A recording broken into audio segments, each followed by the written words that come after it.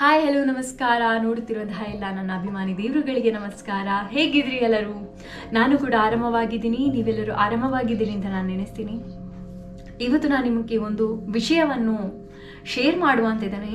ಯಾಕಂದರೆ ಕೆಲವೆಲ್ಲ ನಮಗೆ ವಿಚಾರಗಳು ನಮಗೆ ತಿಳಿದಿರುವುದಿಲ್ಲ.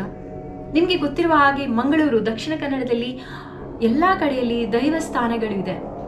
ಅದರ ಕಾರಣಿಕ ಏನೆಲ್ಲ ಇದೆ ನಿಮಗೆ ಗೊತ್ತಿರ್ಬೋದು, ಕೆಲವೆಲ್ಲ ವಿಡಿಯೋದಲ್ಲಿ ನಿಮಗೆ ತಿಳಿದಿರ್ಬೋದು. ಆದರೆ ನನ್ನ ಜೀವನದಲ್ಲಿ ಆದ ನೈಜ ಘಟನೆಯನ್ನು ನಾನು ಇವತ್ತು ನಿಮಗೆಲ್ಲರಿಗೆ ಶೇರ್ ಮಾಡಲಿಕ್ಕೆ ಇಷ್ಟಪಡ್ತೇನೆ. ಹೌದು, ಒಂದು ದಿನ ಎಂತಾಯ್ತಂದರೆ, ನಾನು ಕಾಲೇಜ್ ಮುಗಿಸಿ ನಡೆದುಕೊಂಡು ಬರ್ತಿರುವಾಗ ಮಧ್ಯಾಹ್ನ ಆಗಿತ್ತು. 12:30 ಗಂಟೆ ನಡೆದುಕೊಂಡು ಬರ್ತಿರುವಾಗ ಫುಲ್ ಪ್ರಶಾಂತವಾಗಿದೆ, ಯಾರು ಕೂಡ ಇಲ್ಲ, ರೋಡಲ್ಲಿ ಕೂಡ ಯಾರಿಲ್ಲ, ಎಲ್ಲಿ ಕೂಡ ಅಂದರೆ ಒಂಥರ ಗುಡ್ಡಗಾಡು ಪ್ಲೇಸ್ ಮುಂಚೆ ಆಗಿತ್ತು, ಗುಡ್ಡಗಾಡು ಪ್ಲೇಸ್ ಆಗಿತ್ತು.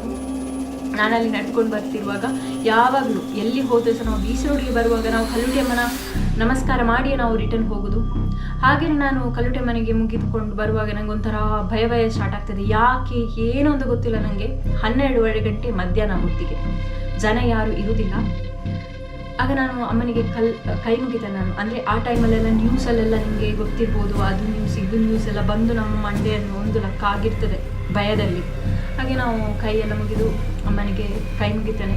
ಕೈ ಮುಗಿದು ಒಂದು ವಿಷಯ ಹೇಳ್ತೇನೆ, ಏನಂದರೆ ಅಮ್ಮ ತುಳುವಲ್ಲಿ ಹೇಳಿದ್ರು ನಾವು, ಅಮ್ಮ ನನಗೆ ತುಂಬ ಭಯ ಆಗ್ತುಂಟಮ್ಮ, ನೀವು ಕೂಡ ನನ್ನ ಜೊತೆ ಬರಬೇಕಮ್ಮ ಮನೆಯ ತನಕ, ಪ್ಲೀಸ್ ನೀವು ನನ್ನ ಜೊತೆ ಬನ್ನಿ ಮನೆ ತನಕ ನೀವು ಬರಲೇಬೇಕು ಅಂತ ಹೇಳ್ತೇನೆ ಅಂತ ಹೇಳಿ ಕೈ ಮುಗಿದು ನಡೆದುಕೊಂಡು ಬರ್ತಿರುವಾಗ ನನಗೆ ನನ್ನ ಹಿಂದೆ ಏನೋ ಉಂಟು ಅಂತ ನನಗೆ ಫೀಲ್ ಆಗ್ತದೆ. ಅದುವೇ ಒಂದು ಇದರಲ್ಲಿ ನನಗೆ ಒಂದು ಭಯ ಕೂಡ ಇರುವುದಿಲ್ಲ. ಅದಕ್ಕಿಂತ ಮುಂಚೆ ನನಗೆ ತುಂಬ ಭಯ ಇತ್ತು, ಅದರ ನಂತರ ನನಗೆ ಭಯ ಇರುವುದಿಲ್ಲ.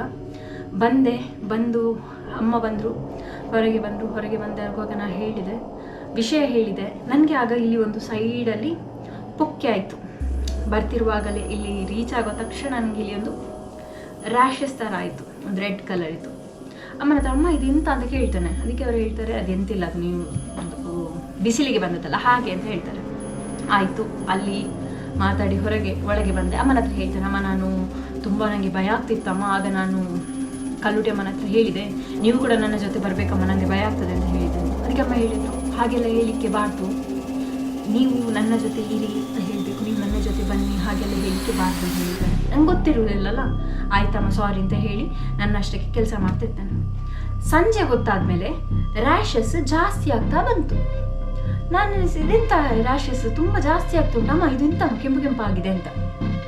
ಅಮ್ಮ ಎಂತ ಮಾಡ್ತಾರಂದರೆ, ನಮ್ಮಲ್ಲಿ ಹತ್ತಿರದೊಂದು ಡಾಕ್ಟ್ರ್ ಇದ್ದಾರೆ, ಅವರು ನೆಕ್ಸ್ಟ್ ಡೇ ಬರೋದು ಆಯಿತಾ. ಅದಕ್ಕೆ ಅಮ್ಮ ಹೇಳಿದರು, ಅಮ್ಮನಿಗೆ ಡೌಟ್ ಆಗ್ತದೆ, ಯಾಕಂದರೆ ನನಗೆ ಗೊತ್ತಿರೋದಿಲ್ಲ, ಅಮ್ಮನಿಗೆ ಡೌಟ್ ಆಗ್ತದೆ, ಇದು ಮೇಯಲ್ಲಿ ಬೀಳುವುದು ಅಂತ ಹೇಳ್ತಾರೆ, ನಾವು ಅದಕ್ಕೆ ಮೇಯಲ್ಲಿ ಬೀಳುವುದು ಅಂತ ಹೇಳ್ತಾರೆ, ಮೇಯ್ಟು ಬೋರ್ಡು. ಹಾಗೆ ನಾನು ಅಮ್ಮನ ಹತ್ರ ಹೇಳ್ತೇನೆ. ಅದಾಯಿತು. ರಾತ್ರಿ ಹೊತ್ತಾದಮೇಲೆ ಫುಲ್ ಮೇಯಲ್ಲೆಲ್ಲ ಆಗಲಿಕ್ಕೆ ಸ್ಟಾರ್ಟ್ ಆಗ್ತದೆ. ಆಗ ಎಂತಾಗ್ತದೆ ಅಂದರೆ, ಅಮ್ಮನಿಗೆ ಗೊತ್ತಾಗ್ತದೆ, ಫುಲ್ ನಮಗೆ ಆ ಟೈಮಲ್ಲಿ ಫುಲ್ ಜಾಗೃತೆಯಲ್ಲಿ ಇರಬೇಕು, ಅದೆಲ್ಲ ವೆಜ್ ತಿನ್ನಲಿಕ್ಕೆ. ಆಗ ಗೊತ್ತಾಗ್ತದೆ ಏನಂದರೆ, ಇದು ನಾವು ಹಾಗೆ ಹೇಳಿದ್ವಲ್ಲ, ಅದರಿಂದ ನನಗೆ ಆದದ್ದು ಅಂತ ಕೂಡ ಹೇಳ್ಬೋದು. ಅದಾಯಿತು. ಅದು ಹಾಗೆ ಒಂದು 4-5 ದಿನ ಇತ್ತು, ಹೋಗ್ಲಿಕ್ಕೆ ಆಗ್ತಿರಲಿಲ್ಲ ನನಗೆ, ಕಾಲೇಜಿಗೆ ಸಹ ಹೋಗ್ಲಿಕ್ಕೆ ಆಗ್ತಿರ್ಲಿಲ್ಲ. ಮತ್ತು ನನ್ನಷ್ಟಕ್ಕೆ ಇದ್ದೆ, ಎಲ್ಲ ಆಯಿತು.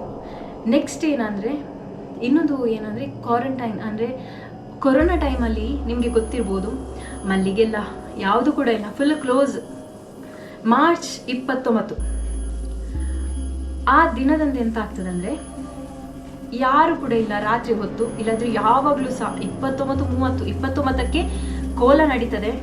ಎಲ್ಲ ಜನಸಾಗರ ಅಂತ ಹೇಳ್ಬೋದು. ಕಲ್ಲುಟಿ ಅಮ್ಮದು ಚಡವು ಕಲ್ಲುಟಿ ಅಮ್ಮ, ಸೋಮಯ್ಯ ಆಸ್ಪತ್ರೆಯಲ್ಲಿ ಸ್ವಲ್ಪ ನಡ್ಕೊಂಡು ಹೋಗ್ಲಿಕ್ಕೆ ಉಂಟು, ಚಡವು ಕಲ್ಲುಟಿ ಅಮ್ಮ ಅಂತ ಹೇಳ್ಬೋದು, ಜನಸಾಗರ ಅಂತ ಹೇಳ್ಬೋದು. ಆ ದಿನದಂದು ಎಂತ ಆಗ್ತದೆ ಅಂದರೆ, ಯಾರು ಇರೋದಿಲ್ಲ.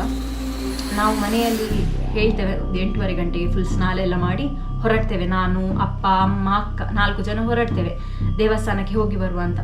ಹಾಗೆ ನಾವು ದೇವಸ್ಥಾನಕ್ಕೆ ಅಂದರೆ ದೇವಸ್ಥಾನ ಕಲ್ಲುಟಿ ಅಮ್ಮನಲ್ಲಿ ಹೋಗ್ತೇವೆ. ರೈಲ್ವೆ ಟ್ರ್ಯಾಕ್ ಕ್ರಾಸ್ ಮಾಡಿ ಹೋಗ್ಲಿಕ್ಕೆ ಇರ್ತದೆ, ಅಲ್ಲಿ ರೈಲ್ವೆ ಟ್ರ್ಯಾಕ್ ಕ್ರಾಸ್ ಆಗ್ತದೆ, ನಾವು ಕಲ್ಲುಟಿ ಅಮ್ಮನಲ್ಲಿ ಹೋಗ್ತೇವೆ.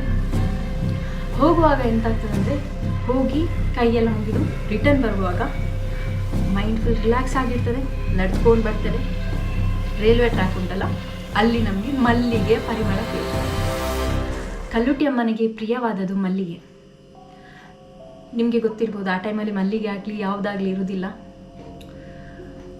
ಎಂತ ಆಗ್ತದೆ ಅಂದರೆ ಮೈಂಡಲ್ಲೆಲ್ಲ ಅಂದರೆ ಮಲ್ಲಿಗೆ ಪರಿಮಳ ಬರ್ತಾ ಉಂಟು, ಅಲ್ಲಿ ಇಲ್ಲಿ ನೋಡುವಾಗ ಮಲ್ಲಿಗಿಲ್ಲ ಅಂದರೆ ಅಮ್ಮ ಇದ್ದಾರೆ ಅಂತ ನಮಗೆ ಒಂದು ತೋರಿಸಿಕೊಡುವುದು ಅಂತ ಹೇಳ್ಬೋದು. ಹಾಗಾಗಿ ನಮ್ಮ ಮಂಗಳೂರಿನಲ್ಲಿ ಕಲ್ಲುಟಿ ಅಮ್ಮಂದಾಗಲಿ ಕೊರಗಜ್ಜಂದಾಗಲಿ ಎಷ್ಟೋ ದೇವಸ್ಥಾನಗಳಿದ್ದು ಕಾರ್ಣಿಕ ತುಂಬಾ ಉಂಟು. ನನ್ನ ಒಂದು ಪರ್ಸ್ನಲ್ ಎಕ್ಸ್ಪೀರಿಯನ್ಸನ್ನು ನಾನು ನಿಮಗೆ ಶೇರ್ ಮಾಡಿದೆ. ಹೌದು, ಎಷ್ಟೋ ಕಡೆಯಲ್ಲಿ ನಾನು ಬೇಜಾರಲ್ಲಿರುವಾಗ ಕಲ್ಲುಟಿ ಅಮ್ಮನನ್ನು ನಂಬೋದು, ಕೊರಗಜ್ಜನನ್ನು ಕೂಡ ನಂಬ್ತೇನೆ, ಕಲ್ಲುಟಿ ಅಮ್ಮನನ್ನು ಕೂಡ ನಂಬ್ತೇನೆ, ಇಬ್ಬರನ್ನು ನಂಬ್ತೇನೆ. ಎಷ್ಟು ಅಮ್ಮ ನನಗೆ ಇದು ಬೇಕು, ಏನಾದರೂ ನನಗೆ ಬೇಕು ಅಂತಾದರೆ ನಾನು ನಂಬಿದರೆ ಸಿಕ್ಕುವಾಗ ಲೇಟ್ ಆಗ್ತದೆ ನನಗೆ, ಗ್ಯಾರಂಟಿ ನಂಗೆ ಗೊತ್ತುಂಟು. ಆದರೆ ಸಿಕ್ಕದೆ ಕೂತ್ಕೊಳ್ಳೋದಿಲ್ಲ ಅಂತ ಹೇಳ್ಬೋದು. ಎಷ್ಟೋ ಸಂದರ್ಭಗಳಲ್ಲಿ ಎಷ್ಟೆಲ್ಲ ನನಗೆ ಬೇಕು, ನನ್ನದೆಲ್ಲ ಮಂಡಿ ಬೆಚ್ಚಗಳಿತ್ತು, ಎಷ್ಟೋ ಸತಿ ನಾನು ಕುಗ್ಗಿದಾಗ ಕೂಡ ನಾನು ನಿನ್ನ ಜೊತೆ ಇದ್ದೇನೆ ಅಂತ ಹೇಳಿ ಹೆಲ್ಪ್ ಮಾಡಿದ್ದು ಕಲಿತೆ. ಹಾಗಾಗಿ ಹೇಗಿತ್ತು, ನೀವು ಕೂಡ ನೀವು ಎಲ್ಲಿಯವರು ಕರ್ನಾಟಕದವರಾದರೆ ನಿಮಗೆ ಮಂಗಳೂರಿಗೆ ಒಂದು ದಿನ ಪಿಕ್ನಿಕ್ ಎಲ್ಲ ಇರುವಾಗ ನಿಮಗೆ ವಿಸಿಟ್ ಮಾಡ್ಬೋದು ಅಂತ ಹೇಳಿ ಇನ್ನು ನೆಕ್ಸ್ಟ್ ವಿಡಿಯೋದಲ್ಲೇ ಸಿಕ್ಕುವಾಗ. Guys, until take care, bye. Subscribe ಮಾಡಿ, ಲವ್ ಯು ಆಲ್.